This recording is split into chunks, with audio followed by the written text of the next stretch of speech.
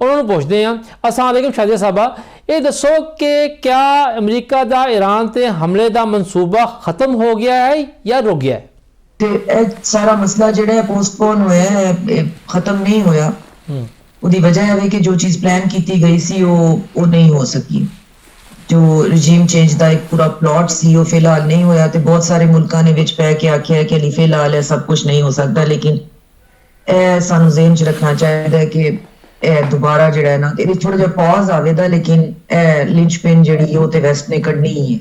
ਫਿਰ ਹੁਣ ਇਰਾਨੀਅਨਸ ਉੱਤੇ ਵੀ ਕਿ ਉਹ ਆਪਣੇ ਆਪ ਨੂੰ ਕਿਸ ਤਰ੍ਹਾਂ ਇਨਸੂਲੇਟ ਕਰਦੇ ਨੇ। ਇਹਦੇ ਵਿੱਚ ਰਸ਼ੀਆ ਦੀ ਬਹੁਤ ਜ਼ਿਆਦਾ ਇਨਵੋਲਵਮੈਂਟ ਹੈ, ਚਾਈਨਾ ਦੀ ਬਹੁਤ ਜ਼ਿਆਦਾ ਹੈ, ਪਾਕਿਸਤਾਨ ਤੇ ਤੁਰਕੀ ਦੀ ਹੈ। ਗਲਫ ਕੰਟਰੀਜ਼ ਨੇ ਆਪਣੀਆਂ ਬੇਸਿਸ ਦੇਣ ਤੋਂ ਇਨਕਾਰ ਕਰ ਦਿੱਤਾ ਸੀ ਕਿ ਇਸ ਦਫਾ ਈਰਾਨ ਨੇ ਆਖਿਆ ਸੀ ਕਿ ਉਹਦੀ ਜਿਹੜੀ ਰਿਟੈਲੀਏਸ਼ਨ ਹੈ ਜਾਂ ਖਾਸ ਤੌਰ ਤੇ ਪ੍ਰੀਐਮਪਟਿਵ ਅਟੈਕਸ ਨੇ ਉਹ ਬਹੁਤ ਡੇਂਜਰਸ ਹੁੰਦੇ।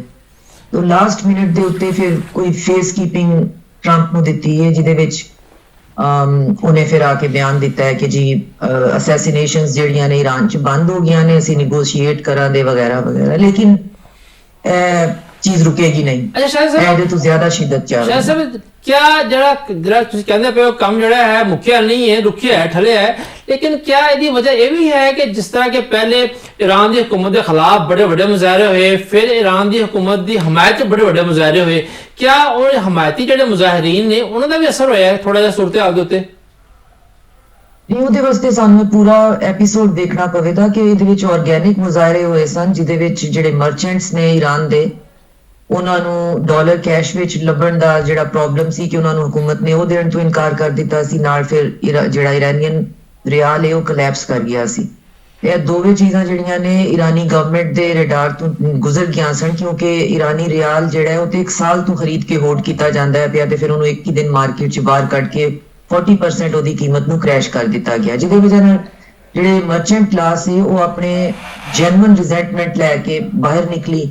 ਉਹਨੂੰ ਫਿਰ ਉਹਦੇ ਵਿੱਚ ਸ਼ਾਮਿਲ ਕਰਨ ਵਾਸਤੇ ਬੜੇ ਲੰਬੇ ਅਰਸੇ ਤੋਂ ਇੱਕ ਪਲੈਨਿੰਗ ਸੀ। ਉਹ ਜਿਹੜੇ ਰॉयटर्स ਨੇ ਉਹਨਾਂ ਵਿੱਚ ਸ਼ਾਮਿਲ ਕੀਤੇ ਗਏ ਤੇ ਉਹ ਰॉयटर्स ਵਿੱਚ ਜਿਹੜਾ ਵੀ ਇੱਕ ਮੁਜਾਹਿਦੁਲ ਖਲਕ ਨਾਂ ਦੀ ਇੱਕ ਟੈਰਰਿਸਟ ਆਰਗੇਨਾਈਜੇਸ਼ਨ ਹੈ ਉਹਨੂੰ ਸ਼ਾਮਿਲ ਕੀਤਾ ਗਿਆ। ਫਿਰ ਇੰਡੀਅਨ ਮੁਸਾਦ ਦੇ ਏਜੰਟ ਨੇ, ਫਿਰ ਅਫਗਾਨੀ ਫੁੱਟ ਸੋਲਜਰਸ ਸਨ, ਸਟਾਰਲਿੰਕ ਦੇ ਟਰਮੀਨਲ ਉੱਥੇ ਆਲਰੇਡੀ ਸਮਗਲ ਕਰ ਦਿੱਤੇ ਗਏ ਸਨ, ਵੈਪਨ ਸੀ, ਸਲੈਂਸਰ ਲੱਗੇ ਪਿਸਟਲ ਸਨ, ਜਿਹਦੇ ਨਾਲ ਫਿਰ ਕੋਈ डिफरेंट फिगर्स ने कि 5000 तो लैके कोई 500 इस तरह के फिगर आते हैं। लेकिन वो फिगर मैटर नहीं करता। लेकिन बहुत ज्यादा मौतां होईयां ने ते लॉ एनफोर्समेंट एजेंसीज दियां भी बहुत ज्यादा 140 बंदा जिहड़ा ਉਹ ਪੁਲਿਸ ਦਾ ਜਿਹੜੀ ਗੱਲ ਤੁਸੀਂ ਕਰ ਰਹੇ ਹੋ ਇਹੀ ਗੱਲ ਜਿਹੜੀ ਹੈ ਆਲਮੀ ਮੀਡੀਆ ਰਿਪੋਰਟਸ ਵੀ ਆ ਰਹੀ ਹੈ ਕਿ ਈਰਾਨ 'ਚ ਜਿਹੜੇ ਪੁਰਤਸ਼ੱਦਦ ਮੁਜ਼ਾਹਰੇ ਹੋਏ ਨੇ ਉਹਦੇ ਜਿਹੜਾ ਗਰੋਹ ਸੀਗਾ ਬੜਾ ਵੱਡਾ, ਉਹਦੀ ਜਿਹੜੀ ਸਰਬਰਾਹ ਨੇ ਖਾਤੂਨ ਉਹਨੇ ਬਕਾਇਦਾ ਇੰਟਰਵਿਊ ਦਿੱਤਾ ਆਲਮੀ ਮੀਡੀਆ ਨੂੰ ਕਿ ਹਾਂ ਜੀ ਮੈਂ ਇਸਰਾਈਲੀ ਵਜ਼ੀਰ ਆਜ਼ਮ ਨੇਤਨਯਾਹੂ ਦੇ ਨਾਲ ਰਾਬਤੇ 'ਚ ਸੀਗੀ। ਇਹਦਾ ਮਤਲਬ ਹੈ ਖਾਲੀ ਅਮਰੀਕਾ ਨਹੀਂ, ਇਸਰਾਈਲ ਵੀ ਇਨਵੋਲਵ ਹੈ ਈਰਾਨ ਦੇ।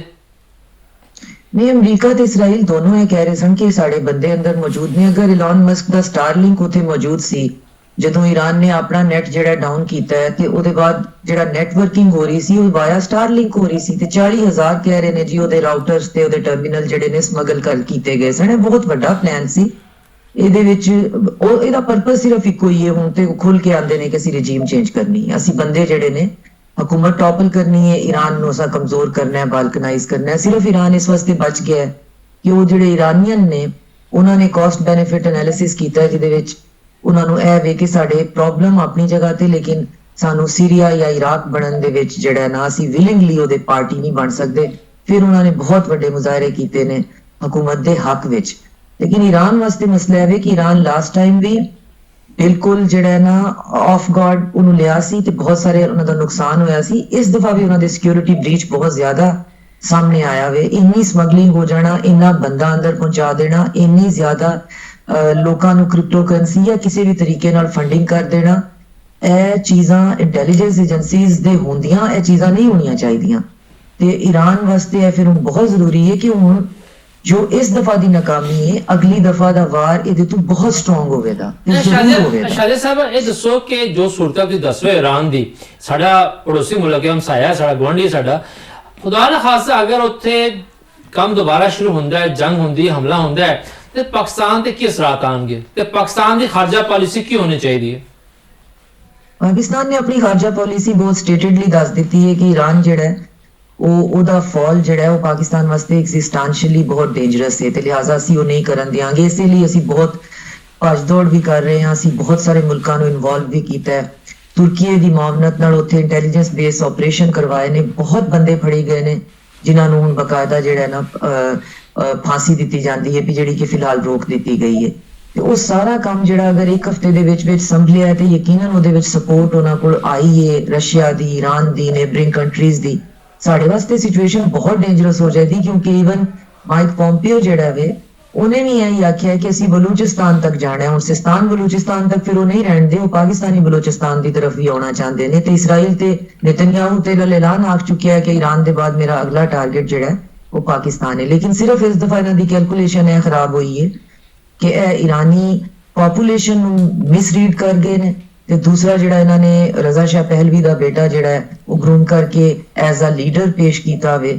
ਉਹ ਬਹੁਤ ਨਾ ਉਹਦਾ ਬਾਪ ਪਸੰਦੀਦਾ ਸੀ, ਨਾ ਉਹ ਜਿਹੜਾ ਵੇ ਉਹਦੀ ਕੋਈ ਲਾਈਫ ਦਾ ਕੰਡਕਟ ਐਸਾ ਵੇ ਕਿ ਜਿਹਨੂੰ ਪਸੰਦ ਕੀਤਾ ਜਾਵੇ, ਜਿਹਦਾ ਇਸਰਾਈਲ ਦੇ ਵਿੱਚ ਮੌਜੂਦ ਹੈ। ਨੇਤਨਯਾਹੂ ਨਾਲ ਉਹਦੇ ਤਾਲੁਕਾਤ ਨੇ ਤੇ ਉਹ ਵੀ ਬੜੀ ਗੰਦੀ ਟਾਈਮਿੰਗ ਹੈ। ਲਿਹਾਜ਼ਾ ਕੋਈ ਆਪਸ਼ਨ ਵੀ ਐਸੀ ਨਹੀਂ ਸੀ ਕਿ ਈਰਾਨੀ ਉਹਦੇ ਬਾਰੇ ਕੋਈ ਸੋਚ ਹੀ ਲੈਂਦੇ। ਲਿਹਾਜ਼ਾ ਈਰਾਨੀਆਂ ਨੇ ਬਹੁਤ ਸਖਤੀ ਨਾਲ ਇਸ ਚੀਜ਼ ਨੂੰ ਇਹਨੂੰ ਰਿਟੈਲੀਏਟ ਕੀਤਾ ਹੈ। ਲੇਕਿਨ ਇੱਕ ਗੱਲ ਸਾਨੂੰ ਬਹਰਹਾਲ ਸਮਝਣੀ ਚਾਹੀਦੀ ਹੈ ਕਿ ਜਦੋਂ ਵੈਸਟ ਕਿਸੇ ਬੰਦੇ ਨੂੰ ਉਹ ਸੋਚ ਲੈਂਦਾ ਹੈ ਕਿ ਹੁਣ ਇਹਨਾਂ ਨੂੰ ਸਿਰੋਂ ਲੈ ਜਾਣਾ ਹੈ ਤੇ ਫਿਰ ਉਹਨਾਂ ਕੋਲ ਕੈਪੈਸਿਟੀ ਹੈ, ਪੋਲੀਟੀਕਲ ਵਿਲ ਹੈ ਤੇ ਕੈਪੇਬਿਲਿਟੀ ਹੈ, ਉਹ ਫਿਰ ਬਾਜ਼ ਨਹੀਂ ਆਉਂਦੇ। ਅੱਛਾ ਈਰਾਨ 'ਚ ਸ਼ਾਇਦ ਸਮਝ ਜਦੋਂ ਅਸੀਂ ਲਫ਼ਜ਼ ਇਸਤੇਮਾਲ ਕਰਦੇ ਹਾਂ ਈਰਾਨ 'ਚ ਰਜੀਮ ਚੇਂਜ, ਹੁਣ ਰਜੀਮ ਚੇਂਜ ਈਰਾਨ ਦੇਖੋ ਈਰਾਨ ਦਾ ਸੈਟਅਪ ਜਿਹੜਾ ਹੈ ਉਹ ਐਸਾ ਹੈ ਕਿ ਜਿਹੜੇ ਉਹਨਾਂ ਦੇ ਰਹਿਬਰ ਆਲਾ ਨੇ ਖਾਮਨਾਈ ਸਾਹਿਬ ਉਹ ਨੇ, ਕਿਆ ਉਹ ਰਜੀਮ ਚੇਂਜ ਜਾਂ ਸਦਰ ਵਜ਼ੀਰ ਆਜ਼ਮ ਦੀ ਗੱਲ ਕਰਦੇ ਹਾਂ ਅਸੀਂ? ਨਹੀਂ, ਸਦਰ ਵਜ਼ੀਰ ਆਜ਼ਮ ਨਹੀਂ, ਜ਼ਿਆਦਾ ਟਾਰਗੇਟ ਜਿਹੜੇ ਨੇ ਉਹ ਆਇਤੁੱਲਾ ਖਾਮਨਾਈ ਨੇ।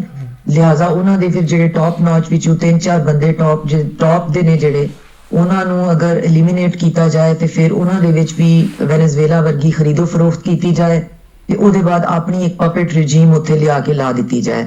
ਇਹਨੂੰ ਬੇਸਿਕਲੀ ਬਾਈ ਡੈਫੀਨੇਸ਼ਨ ਰਜੀਮ ਚੇਂਜ ਆਂਦੇ ਨੇ ਕਿ ਜਿਹੜੀ ਟੌਪ ਟੀਅਰ ਹੈ ਉਹ ਜਿੰਨੇ ਵੀ ਲਾਇਲਿਸਟ ਨੇ ਉਹ ਸਾਰੇ ਫਿਰ ਤੁਹਾਨੂੰ ਉਸ ਇੱਕ ਹੱਲੇ ਵਿੱਚ ਖਤਮ ਕਰਨੇ ਪੈਂਦੇ ਨੇ। ਇਕੱਲੇ ਬੰਦੇ ਨੂੰ ਖਤਮ ਕਰਨ ਨਾਲ ਕੰਮ ਨਹੀਂ ਚੱਲਦਾ। ਅਗਰ ਉਹਦਾ ਜਿਹੜਾ ਸੈਕੰਡ ਇਨ ਕਮਾਂਡ ਹੈ ਉਹ ਵੀ ਅਗਰ ਇੰਨਾ ਹੀ ਲਾਇਲ ਹੋਵੇ ਤੇ ਉਹਦੇ ਨਾਲ ਕੰਮ ਨਹੀਂ ਚੱਲਦਾ। ਸਹੀ, ਤੇ ਉਹ ਫਿਰ ਤੁਹਾਨੂੰ ਟੌਪ ਟੀਅਰ ਪੂਰਾ ਖਤਮ ਕਰਨਾ ਪਏਗਾ।